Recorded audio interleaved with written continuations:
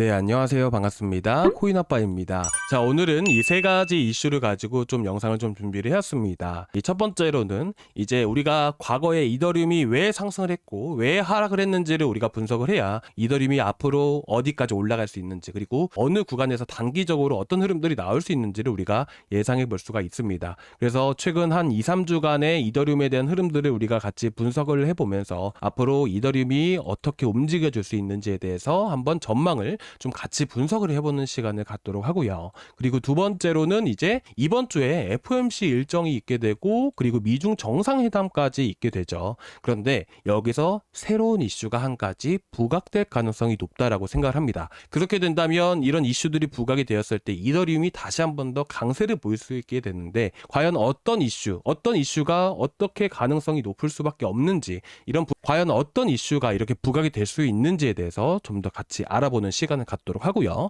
그러면 이제 전체적인 첫 번째와 두 번째 시간에는 이더리움에 대한 전체적인 전망에 대해서 우리가 분석을 한다라고 보시면 될 것 같아요. 그리고 이제 마지막 세 번째로는 지금 아래에 보시는 푸사카 업그레이드가 있습니다. 이 푸사카 업그레이드, 과연 이제 푸사카 업그레이드 전에 팩트라 업그레이드가 있었죠.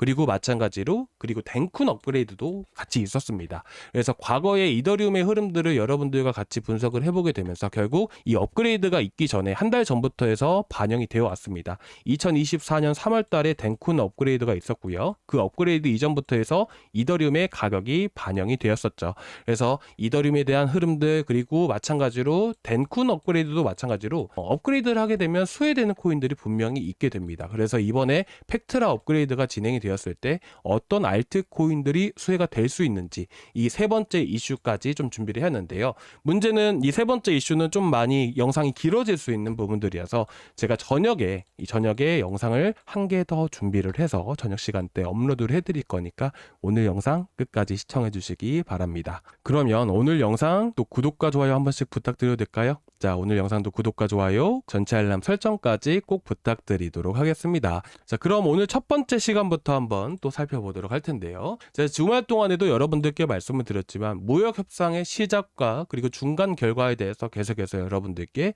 브리핑을 해드렸습니다. 그렇죠. 그래서 지금 보시다시피 현재 이더리움의 흐름들을 보셨을 때 이제 이렇게 보시면 된다라고 했죠. 자, 올라가기 전부터 말씀을 드렸던 부분들이지만 이제 관세에 대한 불확실성, 이런 악재가 퍼졌을 시기에 시가 자체가 637만 원이었습니다. 그러면 우리가 정말 쉽게 보시면 되세요. 관세에 대한 부분들이 해소가 된다라고 했을 때는 반드시 637만 원까지 회복이 되어질 수밖에 없다라는 부분들이에요. 그래서 지금 이제 어제부터 해서 지금 어저께 이제 1차는 토요일 날 진행을 했었고 2차는 일요일 날 진행을 하게 되면서 굉장히 건설적인 대화를 나눴다라는 이런 이슈와 함께 결국 강하게 반등을 보여줄 수가 있었다라는 부분들이죠. 그리고 이어서 오늘 새롭게 나왔던 이슈들을 아직까지 뉴스로 나오진 않았습니다. 그래서 이제 제가 구독자방에다 올려드렸던 글들인데 지금 보시게 되시면 10월에 발표된 이 중국산 100% 추가 관세는 시행되지 않을 가능성이 크며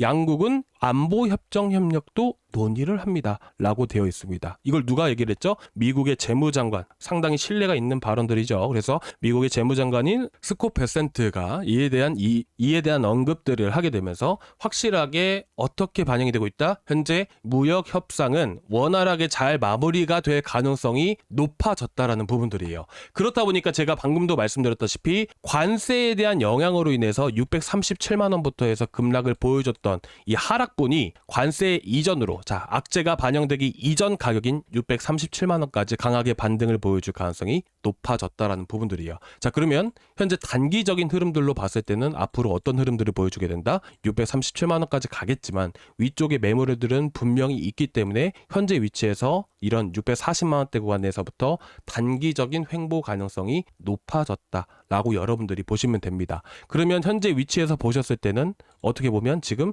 고점을 돌파하기 직전에 있는, 자, 그런 상태에 대한 흐름들이 이렇게 만들어졌다라는 부분들이죠. 그러면 여기서 우리가 한 가지만 더 생각을 해보자고요. 자, 보시면 일봉상 흐름으로 보셨을 때 7월달 마찬가지로 박스권을 돌파했을 때 어떤 이슈가 나왔었죠? 바로 연기금에 대한 암호화폐 투자 허용에 대한 이슈들이 있었죠.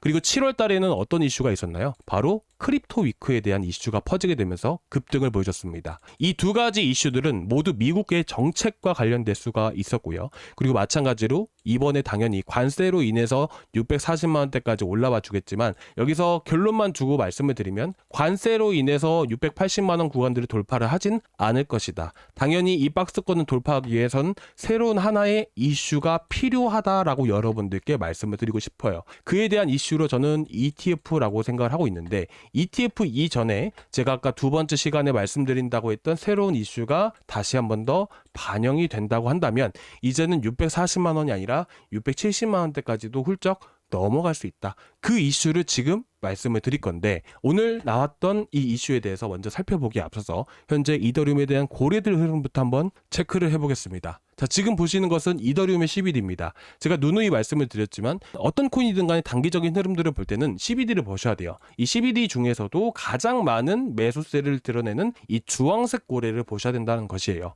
과거에도 마찬가지로 이 이더리움에 대한 상승과 하락에 대해서 이런 고래들의 영향력이 상당히 크다라는 것을 알 수가 있습니다. 그리고 지금 이더리움이 강하게 반등을 보여주는데도 주황색 고래들은 계속해서 매집을 이어나가고 있죠. 그러니까 이런 흐름들을 보게 된다면 이렇게 단기적으로 상승 추세는 계속해서 이어질 가능성이 높다라는 것을 우리가 여기서 또 알 수가 있는 부분들이고요. 그리고 이 지표들을 보셨을 때, 자, 이건 뭔가요? 은행의 지급 준비금이에요. 자, 이게 뭘까요? 자, 오늘의 핵심 내용이에요, 사실은. 왜 그러냐면 이런 것들이, 이런 힌트들을 우리가 살펴봤을 때는 이런 것들이 이제 어떻게 보면 생소하다 보니까 우리가 어떻게 보면 이런 이슈들에 대해서 그냥 지나가는 경우가 되게 많습니다. 그래서 오늘 간단 명료하게 좀 말씀을 드릴 건데요. 쉽게 보시면 되실 것 같아요. 이렇게 주식이든 암호화폐든 간에 결국 계속해서 상승세가 이어져 오기 위해서 하나의 조정 구간이라는 게 분명히 발생이 됩니다. 이런 조정 구간들 안에서도요, 유동성 자금이 계속해서 반영이 되고 계속해서 들어와야지만 이런 안에서 박스권이라는 게 만들어질 수가 있어요. 하락이 나올 때 개인들의 매도세가 강하게 나오게 되면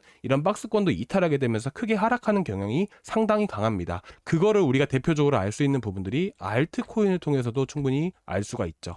이더리움 같은 경우는 유동성 자금이 계속해서 이제 받쳐주고 들어오고 있기 때문에 이렇게 박스권 안에서 이렇게 강세를 보이게 되면서 상승세를 보여줄 수 있지만 이더리움을 제외하고 뭐 솔라나도 마찬가지로 이더리움에 포함되는 부분들이니까 이 메이저 코인들을 제외하고 다른 코인들을 보게 되면 마찬가지로 이런 박스권의 이탈이 계속해서 나오게 되는 것이죠. 그래서 알트코인과 메이저 코인의 차이는 유동성 자금이 이렇게 하락을 할 때, 시장이 안 좋을 때 얼마나 유입이 되느냐, 그런 부분에서 차이를 둘 수가 있어요. 그래서 보통 이제 투자를 많이 하시는 분들 같은 경우에는 큰 자금으로 운영하시는 분들 같은 경우에는 당연히 메이저를 주로 많이 매입을 하는 이유가 그런 거죠. 그렇다 보니까 상대적으로 리스크가 알트코인이 높을까요? 아니면 이런 메이저 코인들이 높을까요? 당연히 리스크 자체는 알트코인이 높을 수밖에 없습니다. 그래서 우리가 이런 상승장이 나오기 전에 이런 박스권 안에서 횡보하는 구간들을 우리가 미리서 생각을 하고 이런 안 좋은 상황에서 알트코인들은 크게 급락할 수밖에 없기 때문에 메이저 코인들을 우리가 조금씩은 계속해서 사들여야 되겠죠. 그래서 전체 비중, 투자 비중으로 따지게 되면 메이저 코인들이 50% 이상이 돼야 됩니다. 그리고 마찬가지로 여러분들이 아마 고민하시는 부분들이 있을 거예요. 제가 이거는 좀 이따가 말씀을 드릴게요. 근데 이제 아무래도 여러분들이 걱정하시는 것은 이더리움이 급등을 하는데 이제 이더리움 생태계라든지 다른 알트코인들이 안 오르잖아요. 그렇죠? 지금 보시게 되시면 이더리움은 떨어져 봐야 15%, 10%, 20%밖에 안 떨어졌는데 다른 알트코인들 같은 경우 보게 되면 기본 20%씩은 다 떨어졌습니다. 그리고 이더리움은 거의 다 회복해 가고 있는데 이더리움 생태계나 다른 알트코인들은 아직까지 제대로 회복을 해주지 못하고 있어요. 그것 때문에 아마 더 불안해 하실 수도 있을 것 같아요. 그러면 언제 올라가는지를 대략적으로 제가 말씀을 드릴게요. 특히나 이더리움 네임 서비스도 이제 많은 분들이 잘 들고 계시는데 일단 기본적으로 알트코인들이 움직일 때는요, 이더리움 생태계에 있는 코인들 같은 경우에는 이더리움이 박스권을 돌파할 때 이더리움으로 자금들이 가장 많이 쏠리게 되면서 이더리움이 급등을 하고 나면 그때 순환매라는 걸 여러분들이 잘 기억을 하실 겁니다. 그렇다 보니까 이더리움으로 자금이 움직이고 그 다음에 이제 이더리움 이어서 이더리움 생태계에 있는 코인들로 자금이 이동하게 되면서 이제 순차적으로 움직이게 돼요. 그래서 보통은 이더리움이 급등하는 시기들별로 해서 여러분들이 차트를 보시면 정확하게 아실 수가 있을 거예요. 특히나 이더리움 네임 서비스 같은 경우에는 이더리움이 첫 번째 팩트라 업그레이드로 해서 급등을 했어요. 5월 초 당시에 보시게 되시면 그 당시에 이더리움이 이제 박스권을 돌파하면서 크게 급등하는 시기에 이더리움 네임 서비스도 그에 맞춰서 같이 급등을 했고요. 그리고 마찬가지로 계속해서 지지부진하면서 급락이 나와주게 되죠. 그리고 그 다음에 급등했던 시기가 7월 초였어요. 그때 당시에 크립토 위크로 인해서 급등했을 당시예요. 그렇다 보니까 보통은 이더리움 네임 서비스 같은 경우는 어떤 움직임을 보여줬냐? 이렇게 계속해서 하락을 하다가 이더리움이 급등을 하니까 그제서야 다시 급등을 하게 되고, 그리고 이더리움이 또 지지부진한 흐름들을 보여주고 있다 보니까 이더리움 네임 서비스는 어떻게 돼요? 또 하락을 하다가, 그리고 박스권 돌파하면서 그때 같이 급등을 하고, 그러니까 이런 흐름들이 나온다는 거예요. 결국에는 이더리움이 현재 위치에서 680만 원대를 돌파하고 800만 원, 900만 원대까지 갔을 때 이더리움 네임 서비스도 그렇고 다른 코인들도 그렇고 다시 한 번 더 강세를 보인다라고 보시면 될 것 같아요. 그래서 이렇게 큰 급등이 나왔던 시기들은 모두 이더리움이 박스권을 돌파하면서 크게 움직일 때 올라갔다라는 부분들이 있죠. 그렇다 보니까 현재 시점에서 어떻게 돼요? 이더리움이 680만 원대 돌파하고 강하게 올라갔을 때는 이더리움 네임 서비스도 같이 올라갈 수 있다라는 부분들이에요. 그래서 여러분들이 너무 걱정하지 않으셨으면 좋겠고요. 그리고 한번 급등할 때 이더리움 네임 서비스나 아비트럼이나 다른 이더리움 생태계에 있는 코인들도 최소 못해도 7-80% 이상씩은 다 급등을 하기 때문에 충분히 여러분들이 수익을 많이 보고 나오실 수 있으실 겁니다.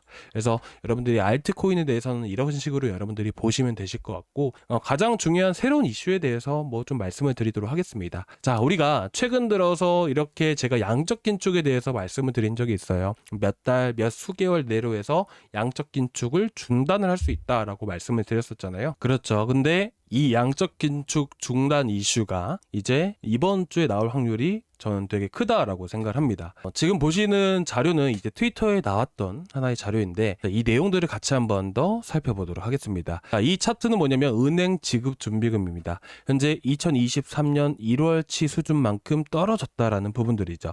그래서 지금 이 은행 지급 준비금 자체가 낮아졌다라는 의미는, 좀 전문 용어로 말씀을 드리면 은행들이 유동성 스트레스를 느끼게 된다라는 부분들과 똑같습니다. 쉽게 말을 해서 2023년 1월 당시이자 이런 바닥 구간에 위치하게 되면 이 금융시장은 전반적으로 상승을 하게 됩니다. 근데 그 전에 앞서서 이제 QT, 어떻게 보면 QT라는 게 뭘까요? 양적 긴축이라는 게 뭐예요? 이제까지 물가가 엄청나게 많이 올라갔던 거 기억나실 거예요. 그렇죠? 물가가 많이 올라가다 보니까 이 물가를 좀 낮추기 위해서, 물가를 조절하기 위해서 시중에 돈을 걷어들이는 것들을 하게 됩니다. 그래서 이 돈을 쌓아놓기도 하고 돈을 줄여놓기도 하는데, 이 돈을 쌓아놓는다라는 부분들은 결국에는 물가를 조절을 하기 위해서 한다라고 여러분들이 쉽게 보시면 되실 것 같아요. 그래서 지금 물가 자체를 낮추기 위해서 이제까지 계속 긴축을 계속해서 해왔던 부분들이고요. 그런데 긴축을 하게 되면 은행 지급준비금은 계속해서 낮아질 수밖에 없습니다.